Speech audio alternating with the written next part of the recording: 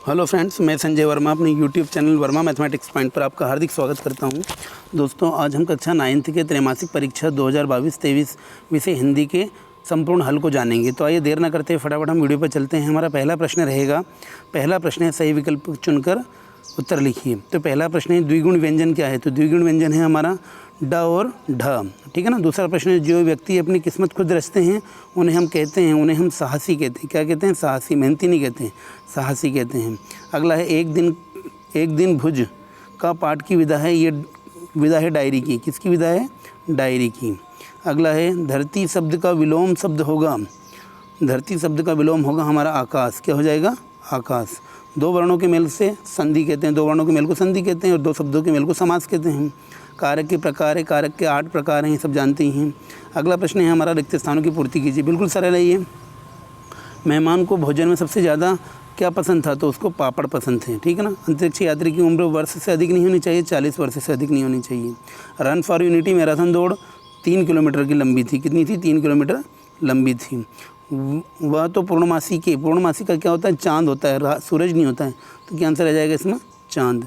सतपुड़ा के घने जंगल नींद में डूबे हुए थे। किसमें? नींद में डूबे हुए थे। दुष्ट व्यक्तियों के साथ साथ आदर्श प्रणेता भी होते हैं। दुष्ट व्यक्तियों के साथ साथ आदर्श प्रणेता भी होते हैं, ठीक है ना। अगला प्रश्न है तीसरा सही जोड़ी। देखना दुर्लभ, पहला क्या है? दुर्लभ। तो दुर्लभ जो कठिनता से प्राप्त हो, ठीक है ना। कबीरदास जी की थी साखियाँ एवं शब्द, ठीक है ना। सम्मानी मतलब आदर योग्य। मृतिका मतलब मिट्टी, ठीक है। दो बैलों की कथा, ये है मुंशी प्रेमचंद। और जहरीला मतलब क्या होगा? सांप, ठीक है ना। इस तरह से इसका आंसर भी हमने देखा। अगला प्रश्न है एक वाक्य में उत्तर लिखिए। तो हिंदी वर्णमाला में स्वरों की संख्या 11 है। वैसे तो 13 है, पर 2 अर्ध स्वर हैं, इसलिए उनको नहीं जोड़ा जाएगा। तो कितना हो जाएगा? 11। सूरज का ब्याह कविता में सुहाग के गीत कौन गा रहा है? तो वो कोयल गा रही है। भारत के अंतरिक्ष केंद्र का नाम इसरो है। बंशीधर को किसकी नौकरी मिल गई थी? नमक के दरोगा की। किसकी? नमक के दरोगा की, ठीक है ना। नमक के दरोगा की मिल गई थी। झूरी के बैलों का नाम हीरा और मोती था। और हेलन केलर की पहली गुरु कौन बनी? उनकी माँ उनकी पहली गुरु बनी थी। इसके बाद एनी सुल्विन बनी थी, ठीक है ना। सत्य देखेंगे। यार अलावा सा उसमें व्यंजन है, असत्य है ना, ये असत्य हो जाएगा। कबीरदास जी की भाषा सदुकड़ी है, तो बिल्कुल सत्य। हरी घास पर चलना स्वास्थ्य के लिए हानिकारक होता है, यह असत्य है। अड़ियल शब्द का अर्थ हटी होता है, बिल्कुल सत्य है। धोखे से सफलता पाना सम्मानजनक होता है, ये असत्य, सम्मानजनक नहीं होता है। हेलन केलर को तैराकी का बहुत शौक था, गलत। उनको घुड़सवारी का शौक था। काय का था? घुड़सवारी का शौक था, ठीक है ना। अगला प्रश्न देखते हैं। अगला प्रश्न देखना, अंतःस्थ और संयुक्त व्यंजन लिखिए। ये आपको ध्यान से लिखना है। मेहमान के मन में किसके लिए जुगत लगाने का विचार आया था? तो उसको पापड़ खाने के लिए जुगत उसने लगाया था। किसके लिए लगाया था? पापड़ खाने के लिए, ठीक है। अगला है विश्व का सबसे बड़ा अंतरिक्ष संस्थान कहाँ है? वो है नासा में है। कहाँ है? नासा में है। इसका देखेंगे, नासा में है, और वो अमेरिका के फ्लोरिडा के पास में है, ठीक है ना। फ्लोरिडा शहर में, अमेरिका के फ्लोरिडा शहर में। रन फॉर यूनिटी मैराथन दौड़ का उद्देश्य क्या था? उसका उद्देश्य था समाज और सेना के बीच सामंजस्य स्थापित करना। समाज और सेना के बीच में सामंजस्य स्थापित करना, ये उसका मैराथन दौड़ का उद्देश्य था। अब्राहम लिंकन का पत्र अपने पुत्र के शिक्षक के नाम पाठ के आधार पर लिखिए कि कमज़ोर कौन होता है? तो दूसरों को आतंकित करने वाला, ये इसका क्या आ जाएगा? दूसरों को आतंकित करने वाला कमज़ोर होता है, ठीक है ना।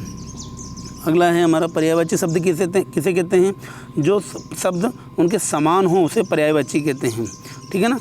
और समुद्र शब्द के 2 पर्यायवाची, तो समुद्र के 2 पर्यायवाची हो गए, एक तो जलधि हो गया, एक सागर हो गया। अगला है विलोम शब्द किसे कहते हैं? जो शब्द एक दूसरे से विपरीत हों तो उन्हें विलोम शब्द कहते हैं। सदुपयोग का हो जाएगा दुरुपयोग।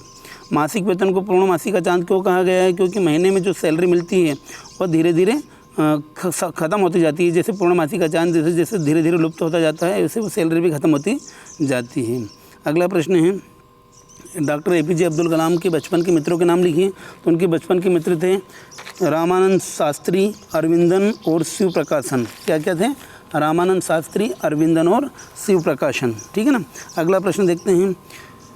पंडित जसराज को रसराज क्यों कहा जाता है? तो उनको किस लिए कहा जाता है? अपने गायन के जरिए अध्यात्म से जोड़ने की उनकी वजह से, गायन के जरिए अध्यात्म से जोड़ने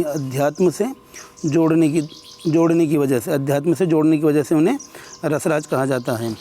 अगला है पेड़ पौधा हमारे लिए किस प्रकार फ़ायदेमंद, ये तो आप लिख सकते हैं। कारक किसे कहते हैं ये भी लिख सकते हैं, ये इसका अथवा का आपको मालूम ही है। मुहावरों का अर्थ होगा तिल का ताड़ बनाना, मतलब बहुत छोटी सी बात को बहुत बड़ा चढ़ा कर कहना, 9 2 11 होना, भाग जाना। रस किसे कहते हैं कि किसी काव्य को पढ़ने या सुनने से जो आनंद मिलता है उसे रस कहते हैं। और रस के 4 अंग होते हैं, स्थायी भाव, अनुभाव, विभाव, संचारी भाव, ठीक है ना। और रेलगाड़ी या बस में आपने सफ़र किया हो तो उसका वृत्तांत आपको लिखना है। उपसर्ग किसे कहते हैं, जो उसकी किसी शब्द के पहले जुड़ते हैं उन्हें उपसर्ग कहते हैं। और प्रास से क्या बन जाएगा, प्रमाण बन जाएगा, प्रतिकूल बन जाएगा। प्रति से क्या बन जाएगा, प्रतिवर्ती बन जाएगा, प्रतिकूल इससे बन जाएगा, ठीक है ना। पानी पर महत्व पर अनुच्छेद लिखना है। त्रैमासिक परीक्षा की तैयारी के संबंध में शिक्षक और विद्यार्थी के मध्य संवाद लिखना है। और ये एक गद्यांश दिया गया, इस गद्यांश को पढ़कर इसके उत्तर लिखना है। और प्राचार्य को 3 दिन का अवकाश लिखना है। ये सब बिल्कुल सरल लिख सकते हैं। 23वां प्रश्न में किसी एक विषय पर निबंध लिखना है। तो आशा करता हूँ कि मेरे द्वारा बनाया गया वीडियो आपको बहुत अच्छा लगा होगा, सभी आंसर समझ में आए होंगे। तो प्लीज़ वीडियो को लाइक शेयर और सब्सक्राइब जरूर करें ताकि आने वाले वीडियो की नोटिफिकेशन आपको फटाफट मिलते रहें।